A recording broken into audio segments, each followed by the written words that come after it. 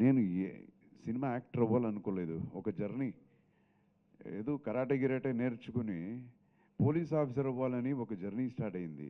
మా ఫాదర్ ఎంతో చెప్పారు, కష్టపడైనా నీకు నేను డాక్టర్ సీట్ ఇప్పిస్తాను, డాక్టర్ అయిపోరా. లేదు లేదు నా నాన్న, ఆ రోజు ఏడ్చాను నేను, నాకు వద్దు డాక్టర్ వద్దు నాకు అని. సో అలా స్టార్ట్ అయింది జర్నీ. చూస్తే కరాటే గిరాటే నేర్చుకుంటూ నేను పోలీస్ ఆఫీసర్ అయిపోతానను కళ నాకు. చూస్తే లాక్కొచ్చేసారు సినిమాకి, తోసేసారు నన్ను సినిమా ఇండస్ట్రీలో.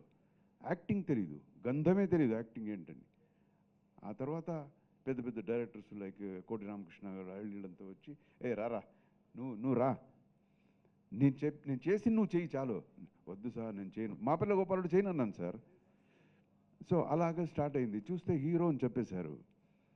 ఆ తర్వాత ఒక 15-20 సినిమాలు యాక్టింగే రాదు, మాట్లాడితే షర్ట్ ఇప్పేసి బాడీ చూపించేసి ఫైటు.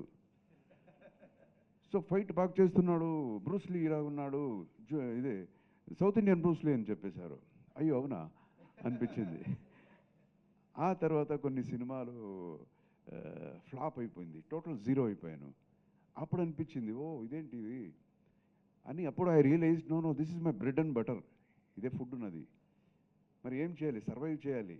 అప్పుడు I started taking things seriously. ఓ ఇదే యాక్టింగా, పెద్ద పెద్ద యాక్టర్స్ పెద్ద డైరెక్టర్ సినిమాలు చూడటం, యాక్టర్స్ సినిమాలు చూడటం, ఇలాగయ్యి కొంచెం ఓకేరా అనిపించేలాగా యాక్టింగ్ అని నాకే కాన్ఫిడెన్స్ వచ్చింది. సో ఆ జర్నీలో అలాగైపోయాను. అండ్ దెన్ తప్పనిసరిగా నేను డైరెక్ట్ చేయాల్సి వచ్చింది, ఎవరు లేదు నాకు, మరి నాకేం తెలుసు అన్నప్పుడు ఓకే టెక్నికల్ కొంచెం ఓరియంటెడ్, ఓకే ఎస్ డైరెక్ట్ చేసేద్దాము. ఎవరికి నమ్మకం లేదు, నా వైఫ్కి నా మదర్కి తప్ప ఇంకెవరికి నమ్మకం లేదు.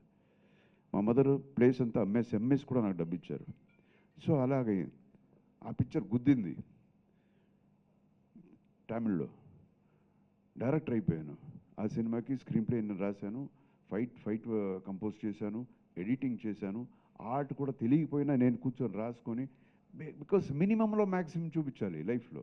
డబ్బు ఇంతే ఉంది, పిక్చర్ హిట్ కొట్టాలి, ఇది నా పొజిషన్.